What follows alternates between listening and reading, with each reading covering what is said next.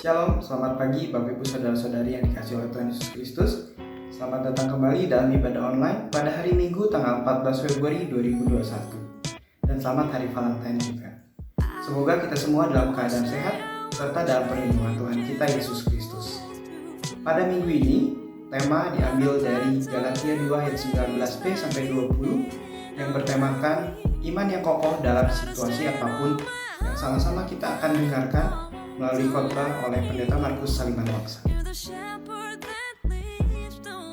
Bagi Bapak Ibu Saudara-saudari yang memiliki pergumulan doa atau Anda ingin didoakan, Anda dapat mengirimkan permohonan doa Anda melalui nomor WhatsApp yang tertera pada layar kaca Anda.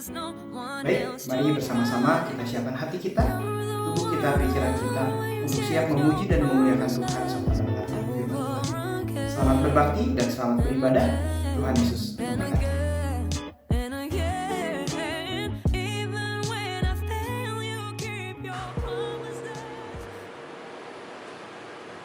Mari jemaat tradisi kita mau satukan hati kita, mau menyembah Tuhan dan memberi kebenaran, dan mau mengucap syukur atas kebaikan Tuhan yang Tuhan berikan kepada kita. Terima kasih ya Tuhan untuk kasih setia-Mu ya Tuhan.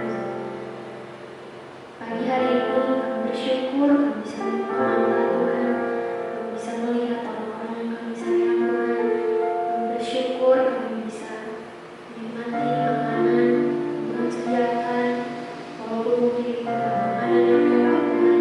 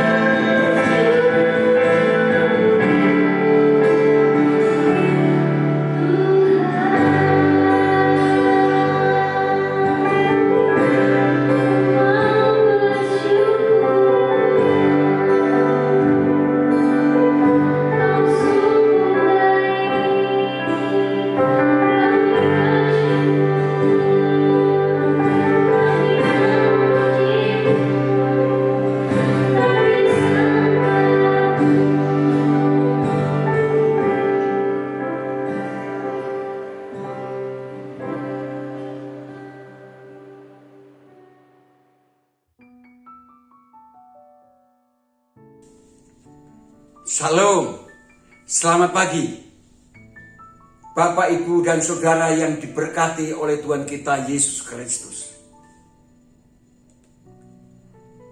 Selamat berjumpa di hari Sabat pada pagi hari ini. Dan pada pagi hari ini saya mengajak Bapak, Ibu, Saudara untuk merenungkan firman Tuhan dari kitab Galatia pasal 2 ayat 19b sampai yang ke-20. Saya akan membacakan ayat itu demikian. Sebab aku telah mati oleh hukum Taurat, untuk hukum Taurat, supaya aku hidup untuk Allah. Aku telah disalibkan dengan Kristus, namun aku hidup. Tetapi bukan lagi aku sendiri yang hidup, melainkan Kristus yang hidup di dalam aku. Saya berikan tema khotbah saya pada pagi hari ini adalah iman yang tak tergoyahkan dalam segala keadaan. Iman yang tak tergoyahkan dalam segala keadaan. Bapak, Ibu, Saudara yang dikasihi oleh Tuhan kita Yesus Kristus, mari kita belajar dengan Rasul Paulus, di mana Rasul Paulus adalah orang yang memiliki iman tak tergoyahkan sampai dia dipakai Tuhan untuk memenangkan Roma bagi hormat dan kemuliaan nama Tuhan. Iman yang seperti apa? Iman yang tak tergoyahkan itu. Mari kita perhatikan ayat tadi. Yang pertama, yaitu yakin bahwa Kristus hidup dalam kehidupan kita. Seperti Paulus yakin bahwa Kristus hidup dalam kehidupan Paulus. Itulah sebabnya Paulus berkata di dalam kitab Galatia pasal 2 ayat 19 bagian B. Aku telah disalibkan dengan Kristus, namun aku hidup, tetapi bukan lagi aku sendiri yang hidup, melainkan Kristus yang hidup di dalam aku. Galatia pasal 2 ayat 19b sampai 20a. Paulus sangat yakin bahwa Kristus itu yang hidup dalam kehidupan Paulus. Bukan Paulus lagi, karena hidup yang lamanya telah disalibkan bersama dengan Kristus. Dan Paulus tidak mati, tapi hidup bersama dengan Kristus. Bahkan Kristus itulah yang hidup di dalam kehidupan Paulus. Jadi saudara-saudara, Bapak, Ibu, Saudara yang dikasihi oleh Tuhan kita Yesus Kristus, kalau saya dan saudara yakin kalau Kristus hidup dalam kehidupan saya dan saudara, maka saya dan saudara tidak mudah takut, cemas, khawatir, bimbang dalam situasi apapun, termasuk dalam situasi pandemi COVID ini. Tidak perlu takut, cemas, khawatir, saudara. Yang penting saya dan saudara betul-betul punya iman yang tetap melakukan perintah-perintah Tuhan, dan punya iman di mana akal kita mengandung hikmat. Jangan menantang Allah. Karena apa, saudara? Kristus sudah ada dalam kehidupan kita. Kita tidak perlu cemas, takut, dan khawatir. Tetapi kita tetap saja, apapun keadaan kita, menjadi pelaku firman Tuhan. Itu yang penting. Yang pertama, yang penting, kata Tuhan Yesus Kristus dalam kitab Wahyu pasal 14. Yang penting bagi umat Allah adalah melakukan perintah-perintah Tuhan dan tetap beriman kepada Yesus Kristus. Kemudian di dalam ayat 17 dikatakan, di pasal 17 dikatakan, yang penting kita punya akal yang mengandung hikmat. Luar biasa, saudara. Luar biasa. Luar biasa, saudara. Seperti Rasul Paulus, dia tidak takut, tidak gentar, tidak khawatir menghadapi masalah apapun. Itu sebabnya, saudara, mari kita perhatikan di dalam kitab 2 Korintus pasal 11 ayat 4, ayat yang ke 24 sampai yang ke 27. Paulus bersaksi demikian, saudara. Paulus bersaksi, 5 kali aku disesah orang Yahudi. Nih ya. 5 kali aku disesah orang Yahudi. Setiap kali 40 kurang 1 pukulan. 3 kali aku didera. 1 kali aku dilempari dengan batu. 3 kali mengalami karam kapal. Sehari semalam aku terkatung-katung di tengah laut. Dalam perjalananku, aku sering diancam bahaya banjir dan bahaya penyamun, bahaya dari pihak orang-orang Yahudi dan dari pihak orang-orang bukan Yahudi, bahaya di kota, bahaya di padang gurun, bahaya di tengah laut, dan bahaya dari pihak saudara-saudara palsu. Aku banyak berjelelah dan bekerja berat, kerap kali aku tidak tidur. Aku lapar dan dahaga, kerap kali aku berpuasa kedinginan dan tanpa pakaian. Walaupun Paulus menghadapi berbagai penderitaan itu, dia tidak tergoyahkan imannya. Tidak tergoyahkan. Dia tetap percaya dan mempercayakan hidupnya kepada Kristus Yesus. Dia tetap terus maju untuk melaksanakan amanat agung Tuhan Yesus Kristus. Ia tetap bermimpi bagaimana bisa menyelamatkan Roma. Wow, luar biasa, saudara. Dan benar, akhirnya Paulus dengan cara Allah, yaitu dalam cara Allah melalui penjara, dibawalah oleh pasukan dari Yerusalem, diantarkan ke Roma untuk menghadap kaisar di Roma. Dan di Roma itulah Paulus bisa memberitakan Injil kepada semua tentara yang menjaga dia, sampai akhirnya Roma mendengar berita Injil dan pada akhirnya Roma ditaklukkan menjadi pengikut Yesus Kristus. Haleluya. Karena iman yang tidak tergoyahkan dalam segala keadaan itu sangat penting dalam kehidupan saya dan saudara. Jangan berpikir ikut Tuhan itu tidak menghadapi tantangan dan masalah, tapi tantangan dan masalah itulah yang akan membawa kita terus naik dipakai Tuhan, diberkati Tuhan dengan dahsyat dan luar biasa. Dan yang kedua, iman yang tak tergoyahkan adalah iman yang berani hidup oleh iman. Iman yang tak tergoyahkan adalah harus berani hidup oleh iman.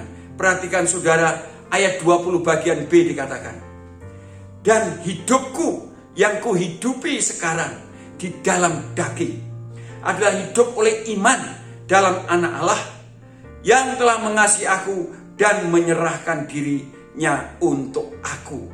Hidup oleh iman. Orang yang hidup oleh iman itu berarti tetap mengandalkan Tuhan dalam segala keadaan. Beriman pada Kristus berarti tetap mengandalkan Tuhan dan firman-Nya. Seperti gereja di Philadelphia, walaupun kekuatannya tidak seberapa, tapi dia tetap tekun mengikuti perintah Tuhan, maka akhirnya diberkati oleh Tuhan dan dilindungi oleh Tuhan dari segala mara bahaya. Karena dalam segala keadaan mengandalkan Tuhan, seperti Rasul Paulus tetap mengandalkan Tuhan dalam segala keadaan, maka akhirnya apa yang menjadi imannya itu terjadi. Karena iman, orang beriman berarti orang yang berani memiliki hidup yang bervisi, memiliki hidup yang bermimpi, dan mimpinya bukan mimpi yang kecil-kecil, mimpi yang besar. Seperti Paulus punya mimpi menjangkau Roma buat kemuliaan nama Tuhan, karena dia dipercaya oleh Allah untuk memberitakan Injil kepada orang-orang non-Yahudi. Mimpi, saudara, yang kita kenal dengan visi. Itulah sebabnya kitab Ibrani berkata, saudara, Ibrani pasal 11 ayat yang ke-1 dikatakan, iman adalah dasar dari segala sesuatu yang kita harapkan dan bukti dari segala sesuatu yang tidak kita lihat. Punya iman yaitu dasar dari segala sesuatu yang kita harapkan, dasar segala sesuatu yang kita impikan, yang kita yakini itu akan terjadi dalam hidup dan kehidupan kita, seperti kita mimpi bagaimana menjadi gereja yang besar, yang benar, yang kudus, yang mengutus banyak utusan Injil. Itu menjadi mimpi kita. Dan harap saudara bukan mimpinya pendeta saudara, tapi harus menjadi mimpi kita bersama.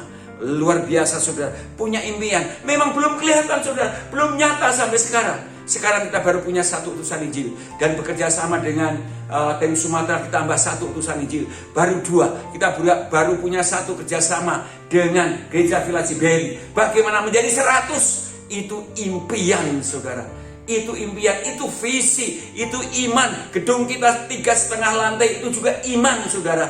Berapa lama Tuhan akan beri, kita tidak tahu. Yang jelas kita tetap beriman, dan beriman tetap percaya dan mempercayakan pada Tuhan Yesus Kristus yang menjadi Tuhan dan Juru Selamat kita. Dan kita tetap mengandalkan Tuhan dalam segala keadaan. Kita perlu berani saudara, berani memimpikan ini kalau kita mau menjadi orang yang punya iman yang tak tergoyahkan. Dan menjadi berhasil adalah punya impian untuk mencapai sesuatu demi hormat dan kemuliaan nama Tuhan.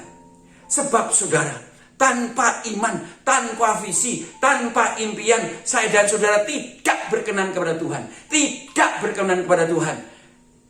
Seperti dikatakan dalam Ibrani pasal 11 ayat yang ke-6. Tetapi tanpa iman tidak mungkin orang berkenan kepada Allah. Sebab barang siapa berpaling kepada Allah, ia harus percaya bahwa Allah ada, dan bahwa Allah memberi upah kepada orang yang sungguh-sungguh mencari Dia. Perhatikan saudara-saudara, tetapi tanpa iman, tanpa visi, tanpa impian, tanpa cita-cita, tidak mungkin orang berkenan kepada Allah. Jadi kalau saya dan saudara menjadi anak Tuhan hanya asal berjalan saja, ya saudara tidak berkenan kepada Tuhan. Tuhan ingin saya dan saudara punya impian-impian yang besar untuk kemuliaan nama Tuhan. Seperti saya mengajak saudara memimpikan yang besar ini, bukan main-main, tapi kita yakin ini datang dari Tuhan. Dan mari kita impikan bersama-sama, sehingga menjadi kenyataan mulai dari kehidupan Anda yang akan nyata dalam persekutuan kita di Gereja Baptis Immanuel ini. Itulah sebabnya saudara sekarang punya banyak pengkhotbah, punya banyak pengajar. Tapi ingat saudaranya punya satu gembala sidang, yaitu saya. Yang mengajak Anda untuk memiliki mimpi yang besar ini. Yang mengajak Anda supaya Anda menjadi orang-orang yang berhasil dipakai Tuhan, diberkati Tuhan untuk memuji, memuliakan namanya. Itu saudara, maka mari kita juga perlu terus menancapkan impian-impian kita. Jangan kendor. Seperti katakan, tanpa iman tidak mungkin orang berkenan kepada Allah. Sebab barang siapa berpaling kepada Allah, ia harus percaya bahwa Allah itu ada, dan bahwa Allah memberi upah kepada orang yang sungguh-sungguh mencari Dia. Jadi kalau kita punya visi, kita percaya Allah itu ada, kita dikatakan di sini bahwa Allah memberi upah kepada orang yang sungguh-sungguh mencari Dia. Allah pasti akan memberikan upah kepada orang yang sungguh-sungguh mencari Dia. Dan dalam minggu-minggu ini, dan banyak kali saya berbicara melalui firman Tuhan, bahwa kita harus memang bersungguh-sungguh mencari Tuhan. Dan mencari Tuhan itu sudah simple saudara. Segala sesuatu saudara yang kita impikan harus mulai dengan mencari Tuhan. Dan mencari Tuhan itu sederhana saudara, yaitu kita mau bertemu Tuhan setiap hari, berjumpa dengan Tuhan seperti Daud yang dalam minggu-minggu ini juga saya khotbahkan. Mimpi bertemu dengan Tuhan, berjumpa dengan Tuhan melalui firman Tuhan, dan melalui pujian, dan melalui doa. Kita mulai dari sana, mencari Tuhan. Kalau kita sungguh-sungguh mencari Tuhan, Tuhan akan membuka jalan, saudara. Tuhan itu yang akan membuka jalan. Karena Tuhan itu yang akan menjadi perisai kita. Tuhan itu hanya menjadi tanduk kita. Tuhan yang akan berperang, saudara. Tuhan yang akan melaksanakan semua itu. Tuhan hanya ingin saya dan saudara punya iman. Tuhan hanya ingin supaya saya dan saudara mencari Dia. Mencari Dia. Sehingga kita akan menemukan caranya Tuhan, bukan cara kita. Saya berdoa supaya cara yang sekarang sedang saya terapkan di pandemi ini menjadi cara Tuhan. Kita mulai mencari Tuhan. Maka saya serukan sekarang ini pada saudara-saudara untuk membuat kelompok doa yang beranggotakan, tidak usah banyak dulu, 3-4 orang anggota saudara. Ada kelompok doa melalui daring saudara, seminggu sekali. Karena seminggu sekali, tapi saudara setiap hari harus mencari Tuhan. Pagi-pagi datang, carilah Tuhan. Jangan mencari yang lain-lain dulu. Carilah Tuhan melalui firman-Nya. Carilah Tuhan melalui doa, seruan. Carilah Tuhan melalui pujian. Dan Allah yang akan bekerja, memberi upah kepada saya dan saudara. Ini sungguh luar biasa. Itulah sebabnya saudara, kalau kita belajar dari Daud saudara, kita melihat beberapa ayat dari kitab Mazmur yang beberapa minggu ini juga sudah saya khotbahkan saudara. Mazmur pasal 5 ayat 4 dikatakan, Tuhan, pada waktu pagi Engkau mendengar seruanku. Pada waktu pagi aku mengatur persembahan bagimu dan aku menunggu-nunggu. Kemudian pasal 119 ayat 147 dan 48 dikatakan, pagi-pagi buta, aku bangun dan berteriak minta tolong. Aku berharap kepada firman-Mu. Ayat 148. Aku bangun mendahului waktu jaga malam untuk merenungkan janji-Mu. Kita tahu sudah dia pagi-pagi sudah mencari Tuhan. Karena Tuhan mendengar suaranya, berarti pagi-pagi dia berteriak kepada Tuhan, minta tolong kepada Tuhan, berdoa kepada Tuhan. Dan kemudian juga di pagi hari itu dia bangun mendahului waktu jaga malam untuk merenungkan firman Tuhan. Dan yang Mazmur pasal 5, 9, 17. Tetapi aku mau menyanyikan kekuatan-Mu pada waktu pagi. Pada waktu pagi, aku mau bersorak-sorai karena kasih setiamu. Sebab Engkau telah menjadi kota bentengku, tempat pelarianku pada waktu kesesakan. Jadi saudara, 3 sampel saudara. Kita mencari Tuhan dengan sungguh-sungguh lebih dahulu. Lalu Tuhan itulah yang akan mengarahkan kita hal-hal yang lain. Dan memang hal yang lain juga kemudian kita kerjakan sungguh-sungguh. Baik itu datangnya dari Allah. Dan kita lakukan untuk Allah. Karena segala sesuatu yang kita lakukan, bukan kita lakukan untuk manusia. Kalau kita lakukan untuk manusia, kita hanya kecewa dan kecewa saudara. Tapi kalau kita lakukan untuk Tuhan, kita akan bahagia dan bahagia dan bahagia. Dan semakin diberkati oleh Tuhan. Ini luar biasa saudara. Jadi jelas sekali hanya melalui doa, firman dan pujian, maka kita Tuhan bisa menuntun hidup kita. Tuhan akan membimbing kita. Tuhan akan memberi hikmat kepada kita. Ini luar biasa saudara. Jadi kalau kita sungguh mencari Tuhan, Tuhan itu yang akan menuntun kita. Apa yang kita lakukan? Tuhan itu yang membimbing kita. Apa yang kita lakukan dan menjadi berhasil. Dan Tuhan itu yang memberi hikmat kita supaya kita menjadi berhasil. Sehingga iman kita akan tetap kokoh dalam segala keadaan. Dan kemudian berhasil mencapai impian-impiannya. Raja Daud bersaksi saudara. Dalam Mazmur pasal 17 ayat 15. Tetapi aku dalam kebenaran akan kupandang wajah-Mu. Dan pada waktu bangun aku akan menjadi puas dengan rupa-Mu. Luar biasa saudara. Inilah saudara. Kalau sudah menjadi orang sukses, bahkan sebelum menjadi orang yang sukses pun saudara, janganlah pernah puas dengan hal-hal dunia ini saudara. Dunia ini bagian orang dunia. Ini hanya sementara saudara. Tapi saudara, mulailah dengan puas memandang rupa Allah, memandang wajah Allah saudara. Artinya Anda puas berjumpa dengan Tuhan melalui firman-Nya, melalui puji-pujian, melalui berdoa melalui ucapan syukur di hadapan Allah. Dan sungguh kepuasan Anda harusnya ada di sini. Jangan pernah puas walaupun mobil saudara sudah 5. Jangan pernah puas rumah saudara sudah mewah. Puaslah karena bertemu dengan Tuhan. Dan kemudian saudara menjadi alat bagi hormat dan kemuliaan Allah. Menjadi hormat dan kemuliaan nama Allah. Sehingga saudara selalu bersaksi akan kebesaran Allah, kekuatan Allah, kuasa Allah yang dahsyat. Dan yang terakhir, yakin bahwa Tuhan itu mengasihi kita. Mari kita lihat saudara, Galatia pasal 2 ayat 20 bagian C dikatakan, yang telah mengasihi aku dan menyerahkan dirinya untuk aku. Yang telah mengasihi aku dan menyerahkan dirinya untuk aku. Yakin gak Tuhan itu mengasihi kita? Sudah, ini penting sekali. Sebab kalau tidak saudara, di dalam perjalanan hidup kita itu, kasih Tuhan tidak selalu dinyatakan hal yang baik. Kadang hal-hal yang menurut pemandangan saya tidak baik, padahal menurut Allah itu baik. Karena sebagai anak-anak Allah, pasti saya dan saudara dididik dan diajar oleh Tuhan supaya kita tidak menjadi anak-anak gampang. Itulah sebabnya Tuhan berkata, begitu besar kasih Allah akan dunia ini, sehingga telah mengaruniakan anak yang tunggal, supaya barang siapa yang percaya tidak binasa, melainkan beroleh hidup yang kekal. Bahkan Rasul Paulus berkata dalam 2 Korintus pasal 8 ayat 9, dia yang kaya dijadikan miskin supaya saya dan saudara menjadi kaya di dalam segala hal. Luar biasa saudara. Jadi oleh karena kasih Allah yang sudah berkorban itu saudara, saya dan saudara tetap yakin apapun keadaan kita harus tetap mengucap syukur kepada Tuhan.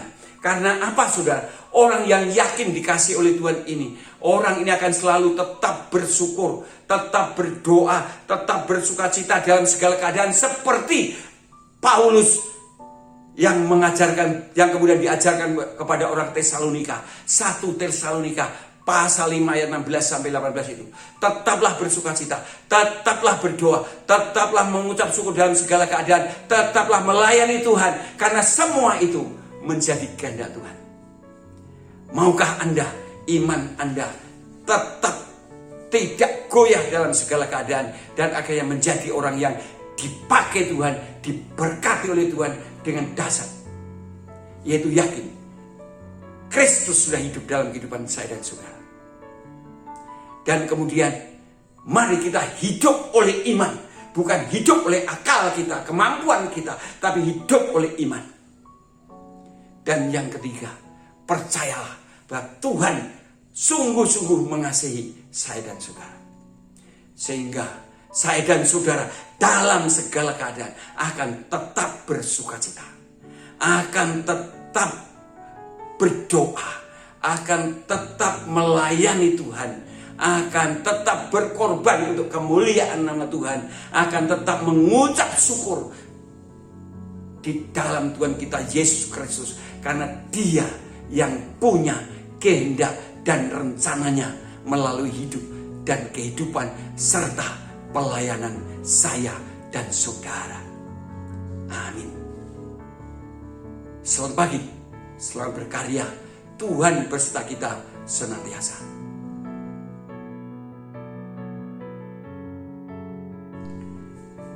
Bapak Ibu Saudara yang dikasihi oleh Tuhan kita Yesus Kristus, setelah kita memuji Tuhan, berdoa, dan juga mendengar suara Allah yang dipercayakan kepada saya,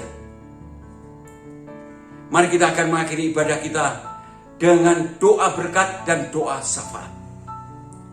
Mari kita tunduk kepala.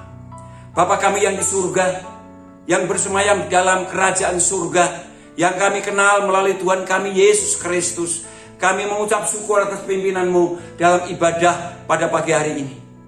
Kami mengucap syukur juga karena Allah yang memberikan kesehatan, kekuatan kepada kami sampai pada hari ini, dan kami percaya dengan seterusnya. Kami mengucap syukur ya Tuhan, karena kami boleh tidak kekurangan, bahkan kami semakin berkelimpahan dan semakin dipakai Tuhan untuk kemuliaan nama-Mu ya Tuhan. Itulah sebabnya Tuhan, kami terus berdoa, pakailah kami menjadi alat-Mu ya Tuhan, menjadi alat-Mu untuk terus bisa dipakai Tuhan, membuat gereja Baptis Immanuel ini menjadi gereja yang besar, yang benar, yang kudus, yang berkenan di hadapan Tuhan.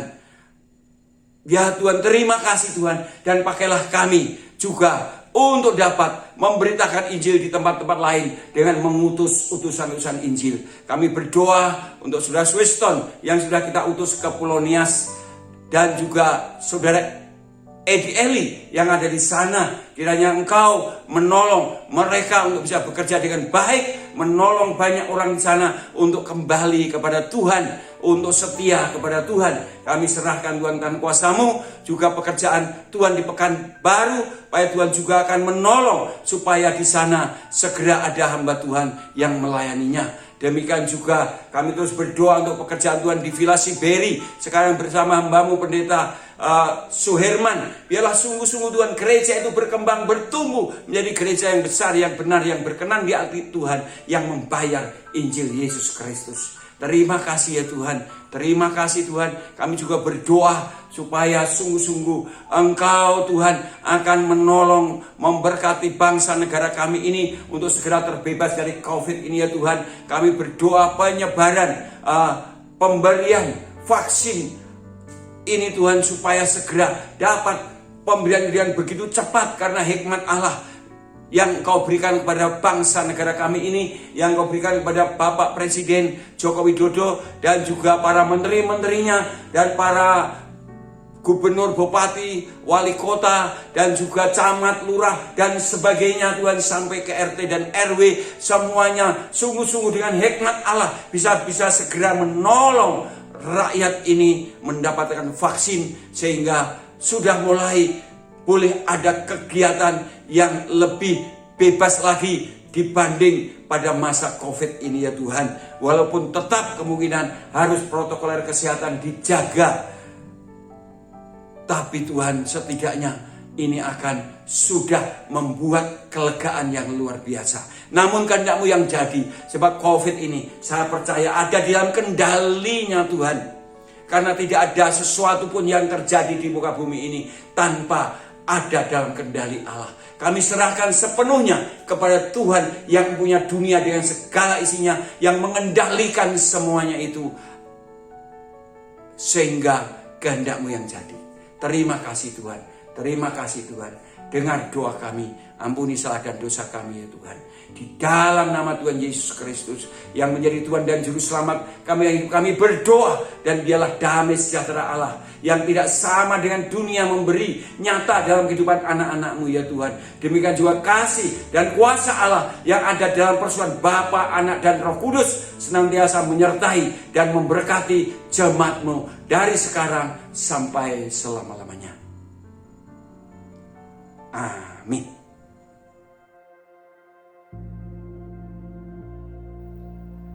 Semoga ibadah pada hari ini dapat memberkati kita semua. Izinkan pada kesempatan kali ini saya ingin memberikan beberapa informasi terkait kegiatan di IBC. Yang pertama, IBC mengucapkan selamat ulang tahun kepada Bapak, Ibu, Saudara-saudari yang berulang tahun di minggu ini. Kiranya Tuhan Yesus memberkati. Yang kedua, update terus kerohanian kita setiap pagi dengan mengakses embun sorgawi renungan pagi keluarga IBC yang rilis setiap pukul 5 pagi hari melalui YouTube channel atau WhatsApp grup IBC. Yang ketiga, bagi IBC Kids, jangan lupa untuk beribadah secara online setiap hari Minggu pada pukul 8 pagi melalui YouTube channel IBC. Para orang tua diharapkan dapat mendampingi buah hatinya dalam pertumbuhan rohani melalui ibadah online ini. Yang terakhir, persembahan dan persepuluhan dapat Anda masukkan ke dalam kotak yang sudah tersedia di gereja, atau Anda dapat mentransfer ke nomor yang tertera pada layar kaca Anda. Demikian IBC Update pada minggu ini.